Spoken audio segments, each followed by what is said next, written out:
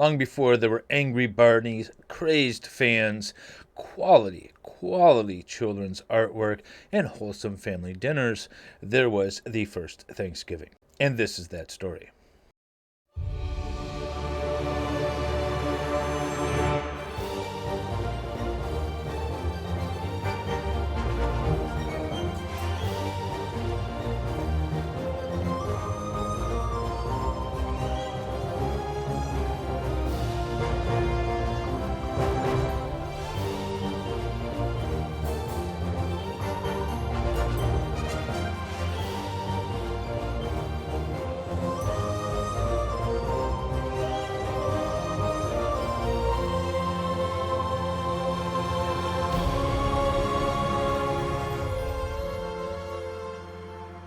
William Bradford, born into a time of religious upheaval in England, joins the crusade for religious reforms. He is inspired by the ideals of the Puritans, a Protestant religious group that wanted to purify and separate itself from the Church of England. Not surprisingly, their ideas clashed with the King of England, who was the head of the church. So this man and 100 others set forth on a sail to the New World to establish the first truly free colony. This is the story of the Pilgrims.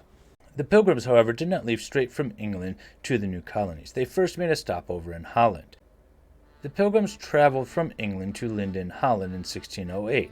This was a town known to be a city of free thinkers, religious tolerance, and had a long tradition of accepting people of different faiths, religions, and cultures. However, the religious freedom that they sought was limited in the Netherlands as well. They were also concerned about the threat of looming war with Spain again, and they were concerned that their families were going to be integrated into Dutch culture as well. With the hopes of establishing a truly free society, their eyes cast westward towards the Atlantic and across it to the New World. There were 102 passengers aboard the Mayflower, and they were divided into two groups. Only 41 of them were the Pilgrims, part of the Protestant religious group. The rest of them were merchants and sailors and craftsmen and indentured servants. The Pilgrims had organized the voyage. William Brewster, the leader at the time, had secured a settlement claim to the new Virginia colony and intended to land near the mouth of the Hudson River, close to modern-day New York City. The 3,000-mile trek across the Atlantic lasted more than 2 months. There once was a ship that put to sea, and the name of that ship was the Billy O.T. The winds blew harder, bow drip down, blow me bully boys blow. Soon may the weatherman come to bring us sugar and tea and rum. One day when the tanking is done, we'll take our leave and go. When they finally sighted land on November 9th, 1620, they knew they were in the wrong spot. They had been blown north by a storm, and they were in fact in Cape Cod. So if they were so far north, why didn't they head south to their original destination? Obviously, that would have been a better suit for them, as they would have been closer to other pre-existing English colonies. Well, for several reasons. The first one is that the captain in fact did try to go south. However, sandbars and bad weather prevented them from making it all the way, and they turned back to Cape Cod. The second reason is beer. They were out of beer. Water aboard the ship was turning brackish and potentially deadly, while the beer remained drinkable. However, the captain of the Mayflower recognized that he would need beer for his men to get back in the spring, and there wasn't enough for all the settlers. So he forced the Pilgrims off to go look for fresh water. The problem was that the settlers were not used to drinking fresh water. They begged and pleaded for the captain to provide beer for them, but the captain continuously said no. And surprisingly enough, one of the first things that the settlers built for themselves was a brewery. Once on land, the settlers remained suspicious of the local water, given that few, if any, were accustomed to drinking it at all, ever, in their lives. This issue then resulted in several conflicts amongst the sailors, the settlers, and the Pilgrims. This story might have been exaggerated a bit in the 1940s by Budweiser, but it's still based in fact, and is part of the strife between the parties that led to the Mayflower Compact. One of the other issues that led to strife between the parties was that they were technically not in the Virginia colony. And some people thought no laws or rules applied to them. Is that a tacit agreement that you don't have to answer that question or verify proof of subject matter jurisdiction? Sir, I have no such agreement with you, tacit or otherwise. There were several men that threatened that they will do as they please. 3,000 miles away from home, this was a real crisis. William Bradford was called upon to find a solution. You have 100 settlers cut off from any form of government, with a rebellion brewing.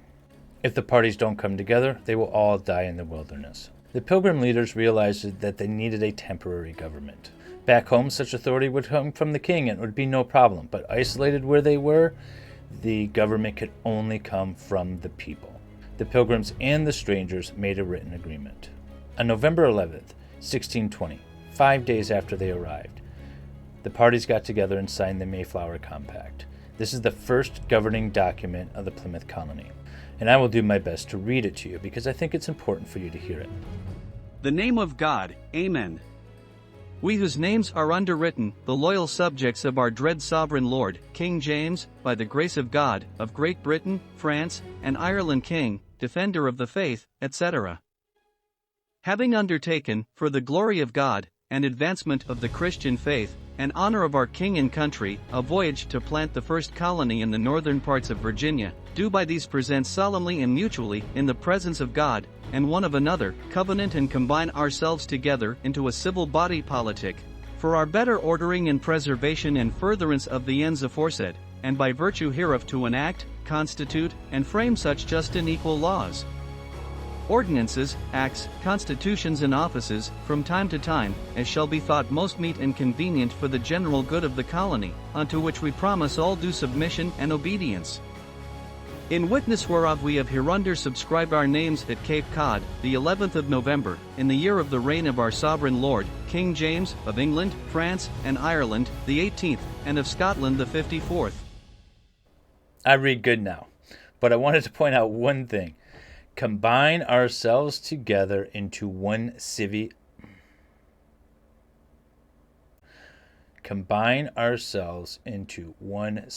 body politic. That's important. That's the very first step of self-governance. Not only self-governance, period, but this was civil governance. Now, after the compact was signed, the settlers and the Pilgrims began exploring the area. They began exploring the north end of Cape Cod. The Pilgrims were afraid of the Indians. They called them savages. Now, I want you to understand that savage back then doesn't mean what it means now. Savages to the Pilgrims were simply men who have not found the faith. They were men nonetheless. These were people in the eyes of the Pilgrims. They weren't wild animals like they would later be termed or demonized to be. But they were human beings, men of the people, capable of being brought into the fold. But they were still wary of them because they understood what happened to prior colonies that were wiped out by Indians. So although the nights were cold, they kept their fires low as to avoid attracting attention. And it was cold during the day as well. Many of the settlers and the Pilgrims ended up back onto the Mayflower. They did find some Indian settlements. Now the Indians would not be able to sustain their society in the winter months, so they would usually pack up most of their things and head south, leaving a few scouts behind. But they would leave stores of seed, grain, and corn behind. And that's what the settlers found and took. But they left a note and said, we'll pay for it later, when we get back. I don't think they ever did. The Pilgrims from time to time would get into small skirmishes with the Indians, but they never really saw them face to face. After a couple of those skirmishes, the Pilgrims realized they know we're here, we know they're here, so maybe let's pick a different spot. They looked on the map. Now, the area had been somewhat charted by cod fishermen and other Englishmen that had been going up and down, but they saw on a spot Plymouth. It meant absolutely nothing. The area wasn't surveyed. There was no idea whether or not there was drinking water, whether or not there were Indian settlements. It was literally a spot on the map that King Charles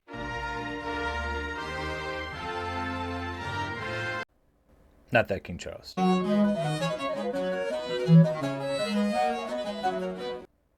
That's better. That King Charles pointed to and threw an English name on it. But the Pilgrims nonetheless saw an English name and said, "Thou shalt go there." Now when the Pilgrims set foot on Plymouth, they saw a rock. Not really. They saw human remains. Yes. They had no idea what the human remains were from. They didn't know if they were from a skirmish or if it was a burial site or what had happened. So they kicked them aside and set up their colony. The Pilgrims began constructing their homes. Each family was given a plot of land to build their home and start their farm, but they were also expected to build common defensive walls, forts, community storehouses, and things like that as well. They didn't get very far, though, in the first winter. They also weren't able to plant anything. So again, with the cold weather that was facing them and the inability to really be productive, most of them ended up back on the Mayflower. The Mayflower ended up becoming a hotbed of fever, and men, women, and children were dying every day throughout the winter. And to make it worse, it was a long winter. Into March, the snow kept falling and the cold was still there. And on March 16th, 1621, they had their first face-to-face contact with the Indians. An Indian named Somerset from the Wampanoag tribe approached them and surprisingly spoke English to them. He asked for beer and bread, two things he knew that only Englishmen would have. Somerset set up a meeting between his chief and the Pilgrims, which took place about a week later, and then became fast friends. They became friends for a very simple reason. It was mutually beneficial.